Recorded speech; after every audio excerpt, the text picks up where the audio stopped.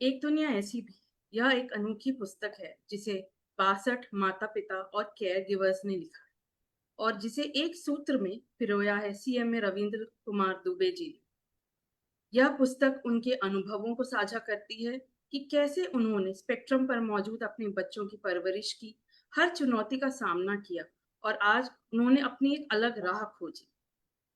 एक संवाद श्रृंखला के जरिए step spectrum the awareness project और एक दुनिया ऐसे भी मिलकर एक पहल कर रहे हैं जिसका उद्देश्य है कि अन्य माता पिता और केयर गिवर्स को प्रेरित करना, साथ ही साथ समाज में जागरूकता फैलाना, ताकि हम सब मिलकर एक समावेशी समाज का निर्माण कर सकें।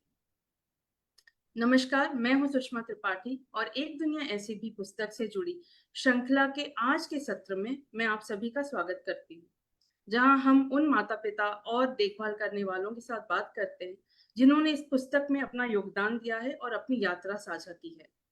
मैं आप सभी से यह अनुरोध करूंगी कि आप इस पुस्तक के बारे में अधिक जानकारी के लिए एक दुनिया ऐसी भी के फेसबुक पेज को फॉलो करें, उनके सारे सत्र सुने, माता पिताओं के अनुभवों को जानें और हर माता पिता की अपनी जो यात्रा रही है उसको और करीब से जानने के लिए इस पुस्तक को जरूर खरीदें। यह पुस्तक आपको अमेजोन पर अवेलेबल है, आप इसे अमेजोन के लिंक से खरीद सकते हैं, जो लिंक आपको नीचे कमेंट सेक्शन में भी मिल जाएगा। आज इस सत्र को आगे बढ़ाते हुए मैं अपने अतिथि का स्वागत करना चाहूंगी, संगीता पंजरे मैम, अनुराग और पल्लवी। नमस्कार नमस्कार। मैम। नमस्कार मैम। संगीता मैम इंदौर से हैं और जी। वो एक भक्ति सेवा संस्थान की संचालिका भी हैं। वह दो वयस्क बच्चों अनुराग और बुलबुल की मां हैं, जो कि श्रवण और वाणी बधित होते हुए उत्कृष्ट उपलब्धि के धनी हैं। आप सभी का स्वागत है आज के सत्र में। मैम, हम पहले आपसे बात करना चाहेंगे, आपसे जानना चाहेंगे कि आपकी जीवन यात्रा कैसी रही और आपने इस किताब के जरिए आपकी क्या उम्मीदें हैं, क्या अपेक्षाएं हैं। बट आगे जाने से पहले मैं आप ही के द्वारा लिखित इस किताब में कुछ पंक्तियां हैं जो मैं पढ़ना चाहूंगी और दर्शकों को सुनाना चाहूंगी। कहते हैं ना कि जहां चाह है वहीं राह ही मिल जाती है। इसीलिए जब मनुष्य स्वयं को पहचानने का प्रयास करता है तो उसे कोई ना कोई मार्ग मिल ही जाता है। ये बहुत हमने कई बार सुना है और आपने जब मैं ये किताब पढ़ रही थी, जहाँ जिस पॉइंट पर आपने ये लिखा है, ये बहुत ही आपको भावुक भी कर देता है और आपको मोटिवेट भी कर देता है। मैं आपसे आपके बारे में, आपकी जो अब तक की जीवन यात्रा है, मैं वो सुनना चाहूंगी। आपने कैसे दो बच्चों के साथ अपनी ये अब तक की यात्रा जो है वो की है, आप उसके बारे में हमें जरा बताएं। मैम, मेरी शादी में जब 12th पढ़ रही थी उसी समय हो गई थी। उसके बाद है तो मैंने ससुराल में आकर के अपनी पढ़ाई जारी रखी। और हमारा स्वयं का म्यूजिक सेंटर था, फादर इन लॉ का। तो मैंने भी म्यूजिक भी किया साथ में, और एमए कथक में किया हुआ है। तो मतलब एक ये चीज रही कि मुझे आगे बढ़ने के लिए बहुत कुछ चीजें घर पे ही मिल गई थी। और ऐसे में पढ़ाई भी आगे कर रही थी, एमए किया मैंने बाद में। और जब मुझे अनुराग आया, पहला बच्चा, करीब 19.5 साल की उम्र थी, उसी समय मेरे को पहला बेटा आ गया था। तो हमें तो कुछ नॉलेज नहीं था इस बारे में। लेकिन जहाँ साल भर का हुआ, जॉइंट फैमिली थी, तो हम लोग मतलब साथ में सब रहते थे, तो इसको टाइम नहीं दे पाती थी अनुराग को मैं। तो हमारे घर के पास में एक डे केयर सेंटर था, प्री नर्सरी वाला, तो मैंने वहाँ इसको डाल दिया था। मैंने कहा चलो थोड़ा समय तो फ्री रहेगा, कुछ तो सीखेगा जा करके। वहाँ डाला तो वहाँ मैडम ने बताया कि आपके बेटे को प्रॉब्लम है बोले। तो उन्होंने बताया कि ये सुन नहीं पाता है। फिर हमने ईएनटी सर्जन को दिखाया। ईएनटी सर्जन ने बोला आप कार्डियोलॉजिस्ट के पास जाइए। तो हमने फिर इसका बेरा टेस्ट करवाया। तो कार्डियोलॉजिस्ट डॉक्टर साहब जो थे, उन्होंने हमें बताया कि हमारा खुद का एनजीओ है, तो आप अपने बच्चे को हमारे यहाँ डाल दीजिए। लेकिन उसके लिए हमारे को उन्होंने बोला कि आपको कान की मशीन लेना पड़ेगी। तब हमें कोई नॉलेज नहीं था इस बारे में। हमने फिर उन्होंने जब बताया कि 50,000 की आएगी बीटी, तो हम लोग तो इतने अवाक रह गए, क्योंकि मिडिल मिडिल क्लास फैमिली है वैसे ही। और फिर एकदम से 50,000 कहाँ से इकट्ठा करें। फिर हमने लोन लेकर के बच्चे को मशीन दिला के दी। तब अनुराग की उम्र करीब 1.5 से पौने 2 साल वर्ष थी। फिर उसको स्कूल में डाला, 2-3 महीने गया, इस बीच वो मशीन भी गायब हो गई स्कूल से। फिर अनुराग के पापा ने मुझे कहा कि आप एक काम करो, आप साथ में जाओ इसके स्कूल और वहीं रहो, और जब ये वापस ऑटो से आ जाएगा तो आप सिटी बस से या वैन से आ जाना घर। ऐसे करके मैं डेली जाती थी, सुबह 7 बजे से निकलती थी और शाम को 4 बजे में आती थी। तो वहां पर 2-3 महीना रही, मतलब कंटिन्यू गई। फिर मुझे अच्छा नहीं लगा कि पूरे टाइम बाहर बैठे रहो। फिर वहाँ उन प्रिंसिपल मैडम से मैंने रिक्वेस्ट किया कि मैडम आप एक काम करिए, मैं यहाँ फालतू बैठे रहती हूँ, कम से कम मेरा भी यूटिलाइज हो जाएगा समय का, और आपको भी काम, आपका भी काम हो जाएगा। मुझे तनख्वाह नहीं चाहिए, लेकिन एक ये है कि मैं भी सीख पाऊंगी इन बच्चों के साथ रह करके, और आप मुझे सिखाओगे। तो बोला आपका बच्चा हमारे पास पढ़ता है, वो परेशान करेगा आपको, ऐसा वैसा बहुत सारी बातें करी। मैंने कहा ठीक है, मैं बेटे की क्लास में भी नहीं जाऊंगी और नहीं लंच टाइम बाहर निकलूंगी। तो फिर उन्होंने ठीक है बोले, रिक्वेस्ट किया तो मान गए। फिर मैंने करीब 5 से 6 साल मैंने वहाँ काम किया। इस बीच बुलबुल भी आ गई थी। फिर बुलबुल को उनके गार्डन में मैं खेलने के लिए बाई के पास छोड़ती थी, तो ऑडियोलॉजिस्ट डॉक्टर साहब वहाँ आते थे, बुलबुल को भी खिलाते थे। तो उन्होंने तब हमें बताया कि आपकी बेटी को भी मैडम प्रॉब्लम है। लेकिन हम लोगों ने जब सुना तो हमें ऐसा लगा कि पहला बच्चा तो ऐसा ही सही, दूसरा बच्चा भी ऐसे ही है। फिर मेरे हस्बैंड ने यकीन नहीं किया, बोले कि इंदौर के डॉक्टर्स लोगों पे विश्वास नहीं है। तो फिर हम लोग बॉम्बे लेकर गए बच्चे, तब बुलबुल भी 1.5 साल की हो गई थी। वहां चेकअप वगैरह करवाया बांद्रा में, अली और जंग में। तो वहां मुझे रेखा देश पांडे करके मैडम मिली।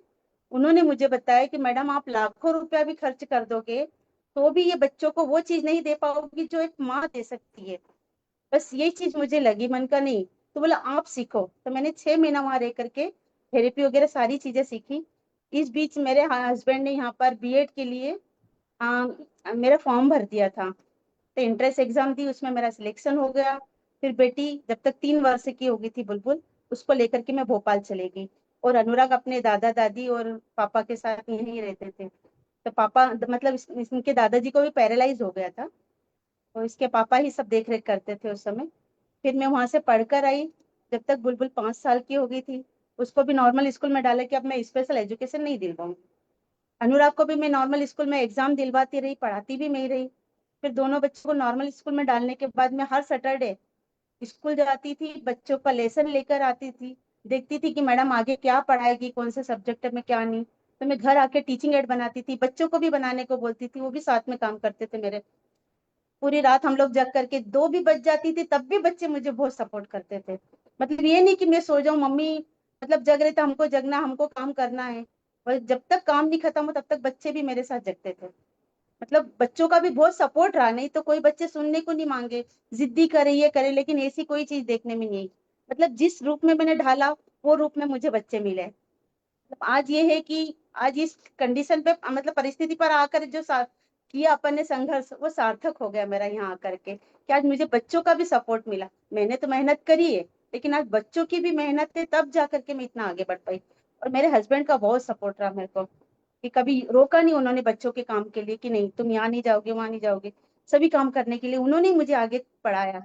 नहीं तो मैं तो खुद गाँव से थी एक, जो 12th की हुई लड़की क्या जानेगी बताओ। लेकिन यहाँ आकर के मैंने बहुत कुछ सीखा, और बच्चों के साथ रह करके बच्चों ने पूरी दुनिया घुमा दी मुझे। बहुत कुछ नॉलेज मिला मेरे बच्चों के साथ रह रह कर, इन्हीं बच्चों की सेवा में लग गई फिर अपना। नहीं तो मैं खुद एक आर्टिस्ट हूँ, कथक डांसर मैं भी हूँ, जो बेटी को भी मैंने बचपन से सिखाया, बेटे को भी तबला वगैरह सिखाया है।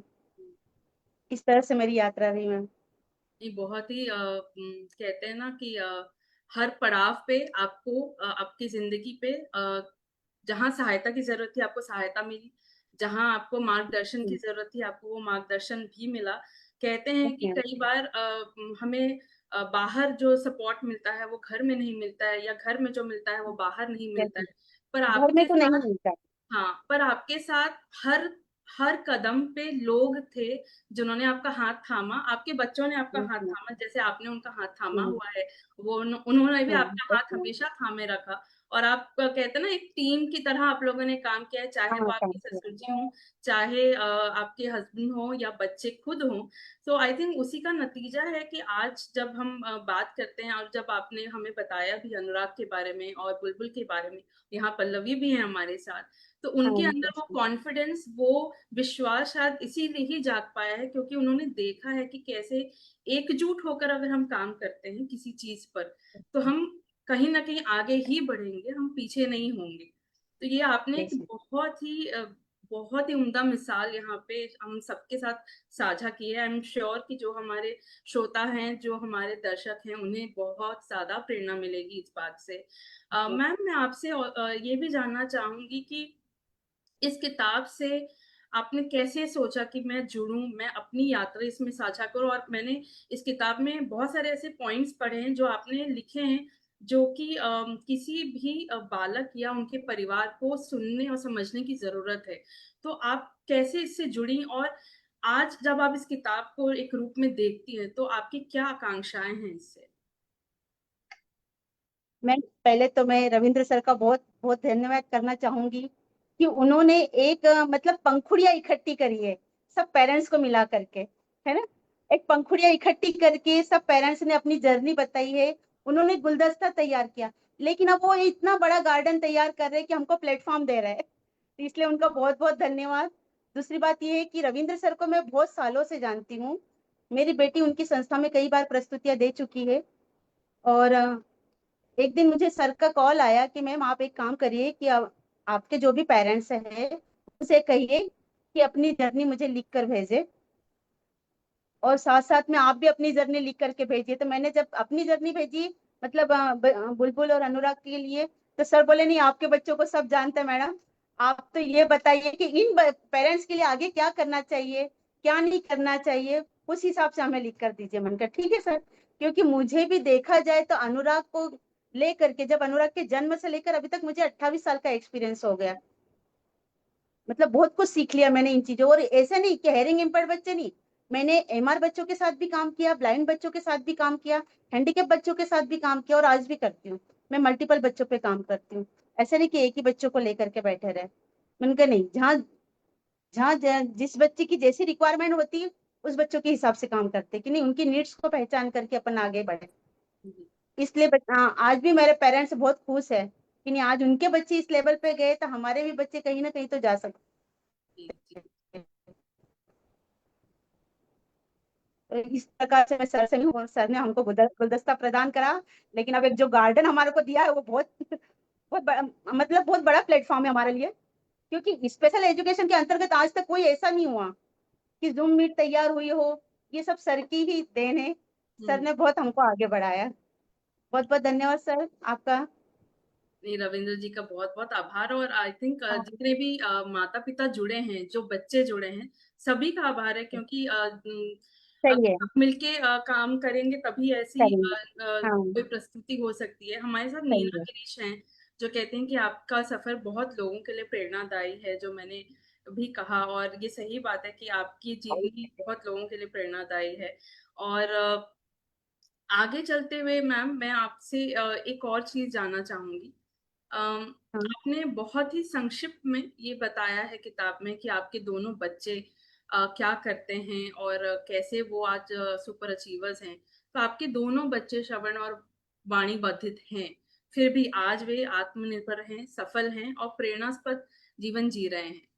आप एक माँ के रूप में अपनी बच्चों की इन अक्षमताओं को किस तरह से देखती आई हैं, और किन तरीकों से आपने उन्हें आज के जीवन के लिए तैयार किया, और ताकि ताकि वो अपने जीवन में कुछ कर सके, कहीं पहुंच सके, कुछ बन सके। तो प्लीज थोड़ा उसके बारे में हमें बताएं। मैम एक बात मैं ये कहना चाहूंगी कि देखो, जब ऐसा बच्चा परिवार में होता है, आता है पहले तो कोई भी माँ बाप भी एक्सेप्ट नहीं करते, परिवार भी एक्सेप्ट नहीं करता। माँ बाप तो मतलब माता पिता तो एक्सेप्ट कर भी लेते हैं क्योंकि उनका खुद का बच्चा होता है। लेकिन जब परिवार के द्वारा हीन भावना और प्रताड़ित किया जाता ना, तो वो बहुत दर्द होता है। क्योंकि ऐसा बहुत कुछ सुनने को मिला है मुझे कि आपके बच्चे बड़े होकर भीख मांगेंगे, ये करेंगे, तो यहाँ आकर इतना चुभ गया कि एक नासुर बन गया। बस एक वो उनके द्वारा दिया हुआ है, मुझे एक लक्ष्य मिला है उन्होंने जब ये बात चीजें नहीं करी होती, मतलब हमेशा सहानुभूति दिखाई होती, तो मैं आगे नहीं बढ़ पाती। लेकिन उनके द्वारा जब ये चीजें मुझे मिलती हर परिवार में, हर बच्चे को मिलती, हर पेरेंट्स को मिलती, तब जाके मुझे लगा कि जो ये लोग बोल रहे हैं ना, वो चीज मैंने कभी दोहराई तो नहीं, उन्हें जवाब भी नहीं दिया। मैंने कहा जवाब समय देगा। उस चीज को मैं लेकर चली, और मैंने उसको लक्ष्य मान लिया कि नहीं, मुझे कुछ करके दिखाना है इन बच्चों के लिए। और आज उस शिखर पे ले जाके खड़ा करूंगी जहाँ खुद उनको लगेगा कि हाँ यार, कहते हैं ना कि जब संघर्ष होता है तब कोई साथ नहीं देता है, लेकिन जब उपलब्धियां मिलती तब सब एकजुट हो जाते हैं। तो संघर्ष के समय तो कोई साथ नहीं रहता, लेकिन उपलब्धियों के समय सभी का साथ मिलता है। तो बस यही चीज रही कि मेरे बच्चों को मैं यहाँ तक लाई, और ठीक है, भगवान ने जैसा भी दिया मैंने उसको स्वीकार किया। और हो सकता है ईश्वर की देन होगी, मुझे चुना इन बच्चों के लिए कि हाँ यही एक माँ है जो कर सकती इनके लिए कुछ। तो ईश्वर का भी बहुत बहुत धन्यवाद जो इस काबिल हमें समझा। नहीं, ईश्वर का भी बहुत-बहुत धन्यवाद, और आपकी भी हिम्मत की काबिले तारीफ़ है मैम कि आपने और आपके पूरे परिवार ने एकजुट होकर इस पर मैडम हर काम किया। जगह है, हर जगह चोट मिलती है। इवन बच्चों को नॉर्मल स्कूल में एडमिशन करवाए, वहां पर भी चोट मिलती है। पेरेंट्स क्या मानसिक रूप से तो प्रताड़ित होते हैं, आर्थिक रूप से भी होते हैं, और शारीरिक रूप से भी होते हैं, मतलब हर जगह उनको नीचा दिखाया जाता है। इवन कि जब मेरी बेटी का मैंने नर्सिंग के लिए एडमिशन के लिए गई ना, मैं कई कॉलेजों में घूमी, इतना रोई, हाथ पकड़ के बाहर निकाल दिया।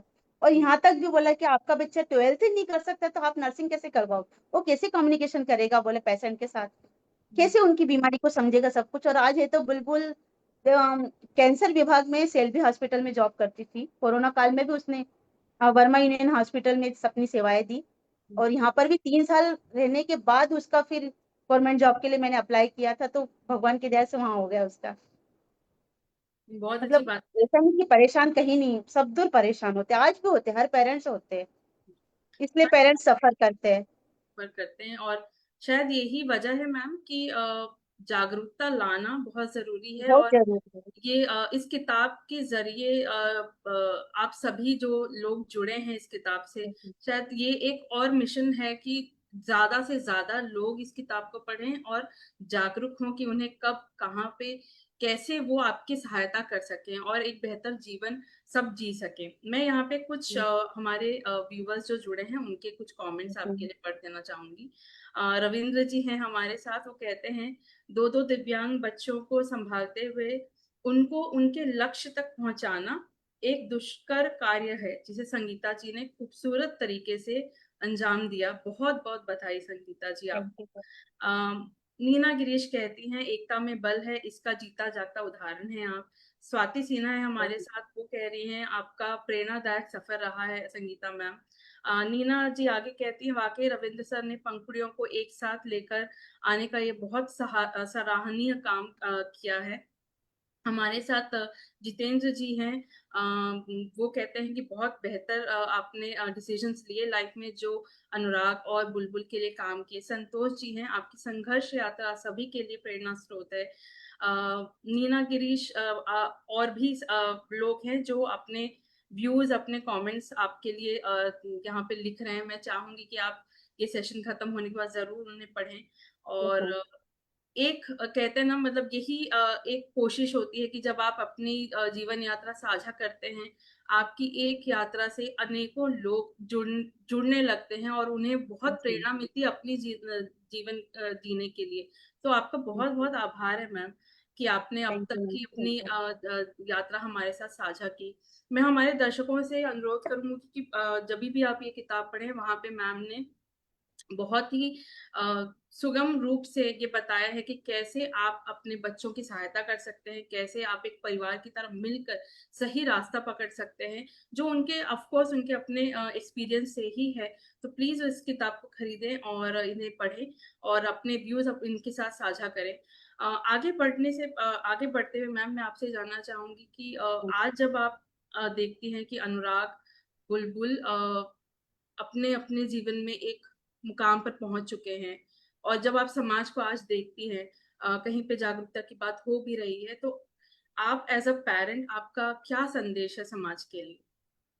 मैं तो ये कहना चाहूंगी हर पेरेंट्स से कि जैसा भी अपने को बच्चा दिया, ईश्वर ईश्वर की देन है। देखो डिसेबिलिटी को जब भगवान ने एक बार दे दिया तो उसको खत्म नहीं हो सकती, ये तो जिंदगी भर अपने साथ रहना है। लेकिन बच्चे में जो एबिलिटियां है उसको निखारे, और ये काम मदर ही कर सकती है। क्योंकि एक जन्म से लेकर यदि बच्चा 2 साल बाद भी उन्हें पता चलता है, तो इतना 2 साल के सफर में उन्हें ये तो पता चल जाता है कि अपना बच्चा क्या चाहता है, क्या नहीं, क्या पसंद है, क्या स्वाद है, सारी चीजें उन्हें पता चल जाती है। जैसे 5 सेंस रहते हैं हर इंसान के इसमें, तो वो सेंस से ही पता चल जाता। भगवान माना डिसेबिलिटी में एक सेंस कम करता है तो उसका पावर दूसरे सेंस में डेवलप कर देता है। तो उसको, मदर को चाहिए कि अपना बच्चा की एबिलिटी क्या है, यदि उस एबिलिटी को पहचाना ना, उसी के ऊपर काम किया, तो बच्चा, जरूरी नहीं कि पढ़ाई ही सब कुछ होती है, अदर एक्टिविटी। और आज के जमाने में तो बहुत कुछ, इतनी टेक्नोलॉजी बढ़ गई है, अपने टीवी में देखो तो इतने चैनल बढ़ गए कि हर जगह प्लेटफॉर्म मिलता है, तो क्यों नहीं इन बच्चों को आगे बढ़ाया जाए, जरूर बढ़ाना चाहिए। अभी सितारे जमी पे आया, देखा, डाउन सिंड्रोम बच्चे, ऑटिस्टिक बच्चे आज इस लेवल पे पहुंचे, तो बहुत अच्छी बात है ना। हम्म। कम से कम बच्चों में जो एबिलिटी है उसको निखारो, अपन उसकी डिसेबिलिटी के पीछे मत लगे रहो कि मेरा बच्चा ऐसा है वैसा है, कुछ नहीं, वो तो कभी खत्म होना नहीं है। लेकिन जो एबिलिटियां है उसको आगे बढ़ाओ और उस पे काम करो। तो मैं तो सबको यही कहूंगी, और कोई भी बात हो, डॉक्टर हो, स्पेशल एजुकेटर हो, अपने बिल्कुल परिवार का सदस्य समझ करके अपने बच्चे के बारे में सारी दिनचर्या उनसे साझा करो, ताकि सामने वाला भी अपना गोल सिलेक्ट कर पाए कि मेरे को इस बच्चे के लिए क्या काम करना है। यदि नहीं करेंगे, छुपा के रखेंगे, तो वो बच्चे कभी आगे नहीं बढ़ पाएंगे। क्योंकि टीचर को थोड़ी पता होता है कि बच्चा घर पे क्या करता है, क्या नहीं करता, क्या समय है। उनकी दिनचर्या पूरी डिटेल में दो, ताकि वो टीचर्स भी समझ सके इस चीज को, और डॉक्टर भी समझ सके। आज न्यूरो सर्जन के पास भी जाएंगे तो अपन बताएंगे, तब जा करके वो ट्रीटमेंट चालू करेंगे ना। तो ये चीजें उनको चाहिए, कोई भी चीज छुपाए नहीं, आगे बढ़ने के लिए उनकी एबिलिटी पे काम करे, और सबको अपने साथ जो हुआ है जरूर साझा करे, ताकि हर कोई मोटिवेट हो, ऐसा पेरेंट्स, जो डिसेबल बच्चों के पेरेंट्स हो वो भी मोटिवेट हो और आगे बढ़े। मैं तो सबको यही कहना चाहूंगी कि नहीं, अपनी एबिलिटी पे काम कर। अपने में भी कुछ डिसेबिलिटी है, दिखाई नहीं देती है ना, लेकिन डिसेबल बच्चों की जरूर हर कोई जज करता है, अपनी डिसेबिलिटी को कोई नहीं जज करता है। तो हम्म। ऐसे उनकी एबिलिटी को जज करके आगे बढ़े। हम्म। बस यही कहना चाहूंगी मैम सब। बहुत बहुत धन्यवाद मैम, आपने सही थैंक यू मैम। सही चीज के ऊपर जोर दिया कि हर इंसान में काबिलियत होती है, और हमेशा जो पॉजिटिव है उसके ऊपर काम करेंगे तो अपने आप सारी चीजों के ऊपर काम कर पाते हैं। हमारे साथ गुलशन जी हैं, वो कहते हैं आपने हिम्मत नहीं हार कर स्वयं को मजबूती से दोनों बच्चों की परवरिश की, उन्हें आगे बढ़ाया, आपको हार्दिक आभार उसके लिए। रविंद्र जी आगे कहते हैं संगीता जी की बेटी बुलबुल देश की पहली मुख बधिर नर्स है, और उसको इस मुकाम तक पहुंचाने में संगीता जी ने अथक प्रयास किया है, बधाई Sangeeta ji. So thank you. समाज और लोग जो हैं वो हर तरफ से एक दूसरे की सहायता करते हैं जब जागरूकता होती है, जब हम आपस में ये बात भी साझा करते हैं कि ये क्यों हो यस। रहा है, क्या हो रहा है। तो आई थिंक आपने जो कहा है बहुत सही कहा है मैम। आगे बढ़ते हुए मैं इस सत्र को आगे लेके जाना चाहूंगी। हमारे साथ अनुराग और पल्लवी हैं, और वो इतने देर से बहुत दोनों बैठे हुए। हाँ। सो हमारे दर्शकों को मैं बताना चाहूंगी कि अनुराग और पल्लवी आज हमारे साथ जुड़े हुए हैं, और इस सत्र को एक्सेसिबल सुलभ कराने के लिए हमारे साथ 12 वर्षीय हिया जुड़ी हैं, जो कि हमारे सवालों और उनके जवाबों को हम तक पहुंचाएंगी, इन सत्र को जोड़ेंगी। वो एक तरीके से आज हमारी साइन लैंग्वेज इंटरप्रेटर हैं, जिसे हम संकेत भाषा दुभाषिया कहते हैं। हिया, आप अपना कैमरा ऑन कर सकती हैं।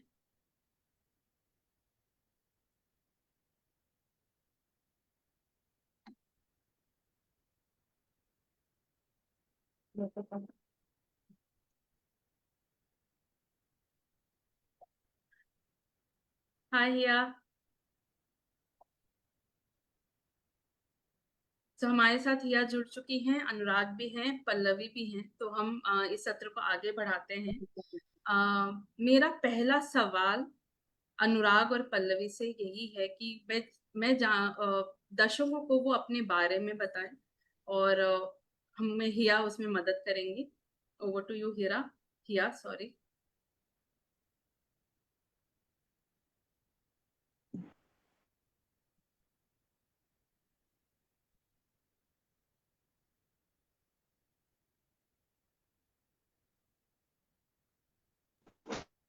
इसमें you able. आपको मेरी आवाज आ रही है या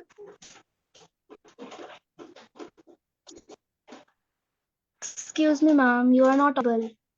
नॉट ऑडिबल? Yes, ma'am. बिल्कुल भी आवाज नहीं आ रही है? Ma'am, can you again try? या सो हिया, पहला सवाल है, हम अनुराग और पल्लवी से उनके बारे में जानना चाहेंगे।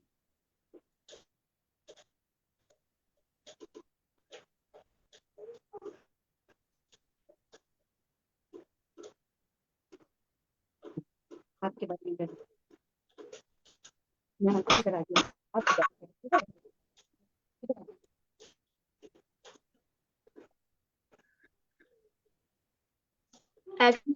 Tango.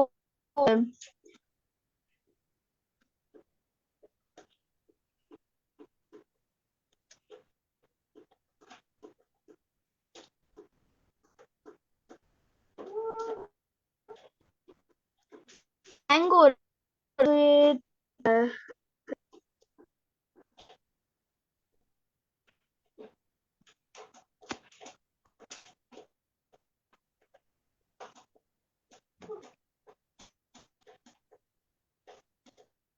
आई थिंक उनका इंटरनेट इशू है, तो अगर मैम ही हमारी हेल्प कर दें तो आई थिंक आप इट विल बी बताइए बेटर। अपने बारे में,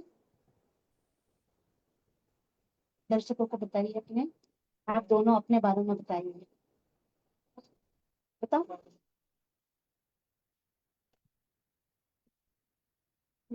हाँ हाँ, सामने मैम को बताइए।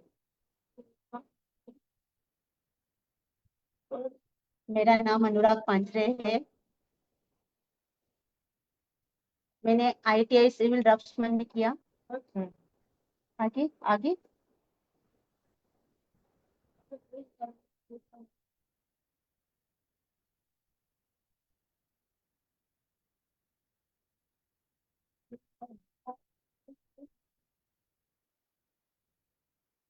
BCA किया हुआ इसने, MCA किया है और AutoCAD भी किया हुआ है इसने, और अभी यहाँ जॉब कर रहा है अपने। अभी इंदौर ट्रांसफर हो गया है सहारनपुर से।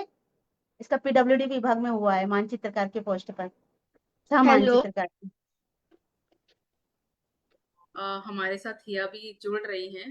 तब तक Hello. मैं, hello. Yeah. No, no. Actually क्या था, उस टाइम हैंग हो रहा तो दिख नहीं रहा। Okay, it's okay, it's okay. तो अभी हाँ आप बताइए। अनुराग अपने बारे में बता चुके हैं। सो हिया, अभी पल्लवी बताएंगी। सो हम, आप फिर हमें बता दीजिएगा, ठीक है?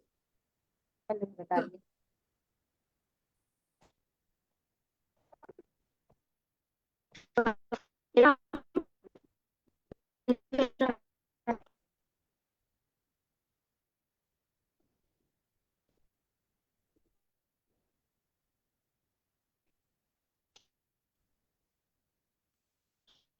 देखो, बताओ, हाँ बता।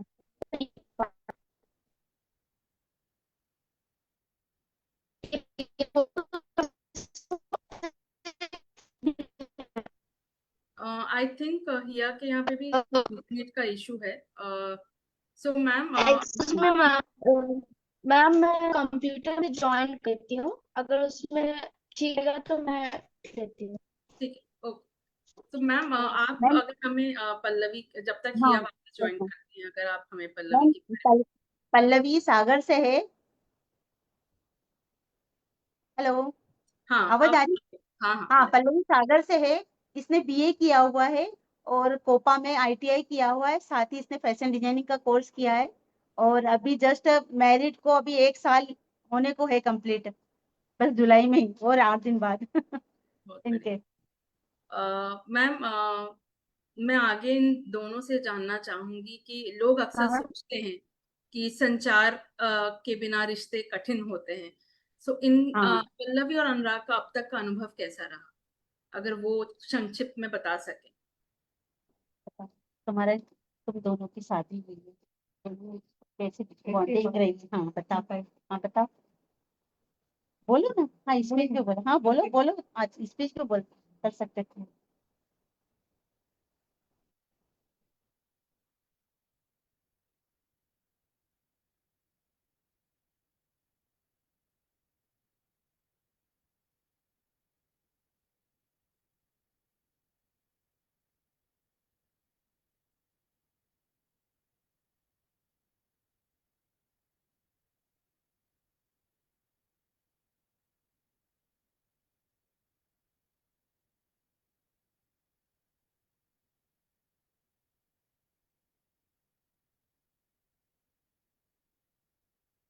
हेलो मैम, आवाज आ रही? आ रही आ मैम रही। इन दोनों की अरेंज मैरिज हुई है। और 2 साल पहले पल्लवी यहाँ मतलब मुब्बदिर संगठन करके है संस्था, यहाँ आई थी तो अनुराग के दोस्त लोग भी वहाँ मिले थे। तब जाकर के इन दोनों की वहाँ मुलाकात हुई थी। फिर मुझे अनुराग ने बताया, तो मैंने बोला, मन का बेटा क्या पता एक्सेप्ट करेंगे कि नहीं करेंगे पल्लवी के पापा। हम्म फिर इनके मतलब मेरे पास इनका बायोडाटा आया। तब हमने इसके पापा को कांटेक्ट किया तो इसके पापा बोले कि ठीक है हम लोग आते करते। उस समय तो उन्होंने मतलब आने का बोला लेकिन नहीं आए। फिर मैंने सेकंड बार कॉल किया तो मना कर गए।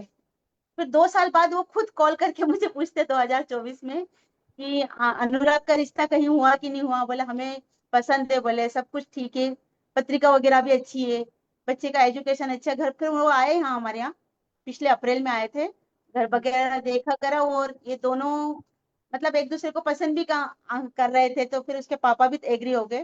फिर हमने भी सोचा, मन क्यों नहीं, क्योंकि मेरी बेटी का जो रिश्ता हुआ ना मैम, बुलबुल का रिश्ता 17 साल की एज में हमने कर दिया था। हम्म समाज का ही बेटा था, समाज का ही लड़का है और वो बच्चा नॉर्मल है, मैकेनिकल इंजीनियर है। हम्म और मेरी बेटी डिसेबल है, लेकिन उसका रिश्ता हमने बहुत जल्दी कर दिया 17 साल की एज में। और 5 साल रिश्ता रहने के बाद मतलब 21 साल की एज में 2021 में उसकी शादी करी थी हमने बुलबुल की। हम्म। तो बुलबुल तो अनुराग से काफी छोटी है, 5 साल छोटी है।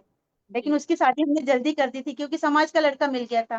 तो वो हम्म फैमिली तो बहुत अच्छी है। हमने अनुराग के लिए भी चाहा था कि हम्म नॉर्मल लड़की मिले, लेकिन ठीक है नहीं मिला। फिर पल्लवी के पापा आए तो हमने हम्म सोचा, मन के क्यों नहीं अपन, अपने बच्चे भी तो ऐसे, क्या हो गया, एक बच्चे अपन ने भी एक्सेप्ट भी किया तो कम हम्म से कम अपन उसको सपोर्ट तो कर पाएंगे, उसको भी उस काबिल बना देंगे जैसे।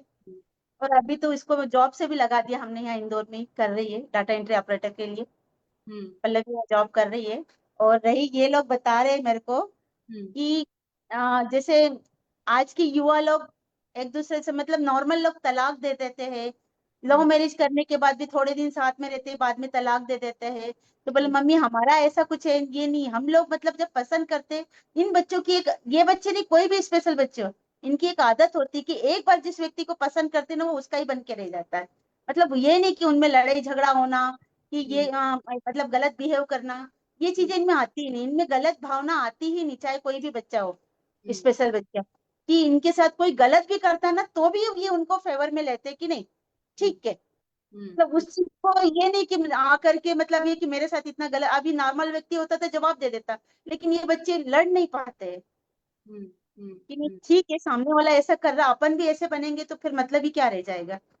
तो हम्म वो चीजें मतलब आकर के वही खत्म हो जाती है, अब लड़ाई आगे बढ़ती ही नहीं। और रही जब से हमारे यहाँ पल्लवी आई है, हमारे यहाँ तो बहुत खुश है, पूरी फैमिली खुश है, उसका भी परिवार बहुत खुश है।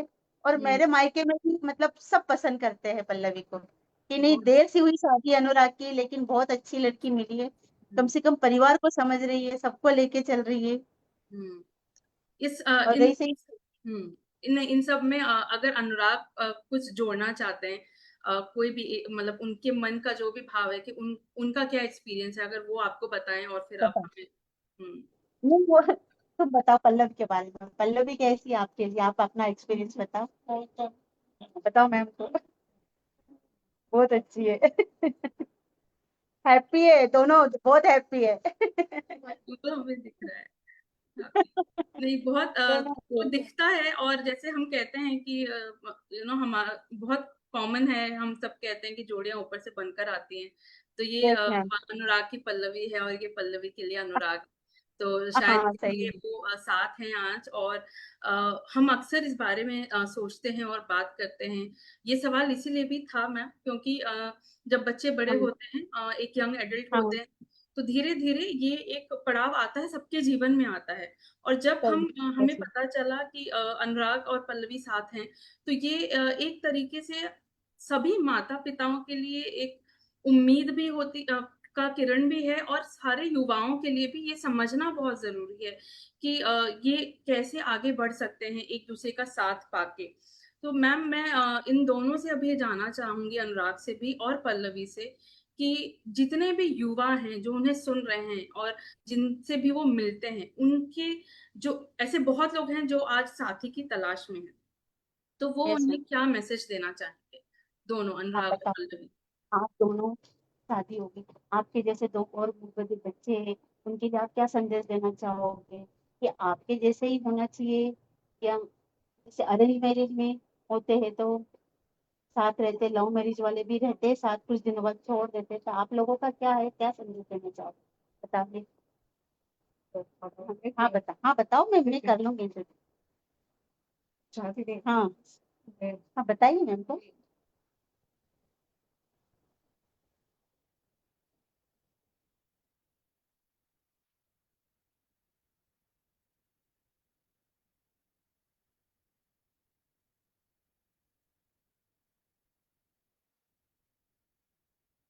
मैम ये कह रही है कि हम जैसे जैसे युवा लोग हैं, हम जैसे बच्चे जो रहते हैं डिसेबल बच्चे, यदि एक दूसरे को समझ लेते हैं तो बहुत अच्छी बात है। नहीं तो बहुत क्या होता है, एक नॉर्मल और एक नॉर्मल होता है, तो उनमें झगड़े बहुत होते हैं, एक दूसरे की भावनाओं को नहीं समझ पाते हैं। हम कम से कम एक दूसरे की भावनाओं को समझ सकते हैं, हम एक दूसरे को साथ दे सकते हैं। बाकी जैसे अब बुलबुल और शुभम का तो बहुत बढ़िया है, उनके हम्म। लिए तो मैं कुछ कह नहीं सकती हूँ शुभम जी के लिए। हम्म। लेकिन पल्लवी और अनुराग का भी बहुत इतनी बढ़िया बॉन्डिंग है कि मतलब लगता ही नहीं कि बाहर से आई है बच्ची, हमको लगता हमारे घर की ही बच्ची ही करके। और ये है ना, ये चाहती है कि ऐसे ही बच्चों से शादी करे जो एक दूसरे को पसंद करे और एक दूसरे की दिल की भावना समझे। नहीं तो बाद में जाकर के फिर रिश्ते टूटते हैं, पूरा परिवार हर्ट होता है। और हम्म। दूसरी बात बता रही कि यदि मम्मी पापा चाहे, क्योंकि मम्मी पापा की एक एज के बाद एक एक्सपीरियंस होने हो जाता है जमाने का, तो हम्म। यदि उनके द्वारा चूज किया हुआ करे रिश्ता तो और ज्यादा बेटर होगा भले। हम्म। वो ये बता रही है, नहीं, बजाय लव मैरिज के। नहीं, आई थिंक मैम, जैसा पल्लवी जता रही थी और आपने भी जैसे बताया कि अ, आपसी समझ जो है वो शायद हर रिश्ते का हाँ एक सबसे अहम पहलू सही, होता है, चाहे वो कहीं भी हो, कभी भी हो।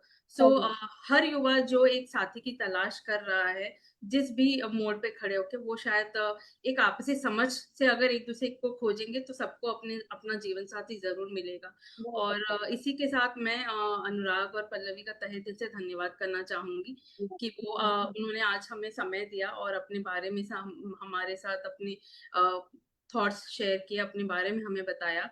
आपका भी बहुत बहुत आभार मैम, जो आपने ये समय हमें दिया थैंक और अपने थैंक यू मैम। जीवन में हमारे साथ साझा की। अ, ये सत्र को समाप्त करने से पहले मैं रविंद्र दुबे जी के द्वारा लिखी हुई जो प्रार्थना है वो एक बार फिर पढ़ना चाहूंगी। हे प्रभु, हमें नमस्कार, बहुत शक्ति दो, अच्छा।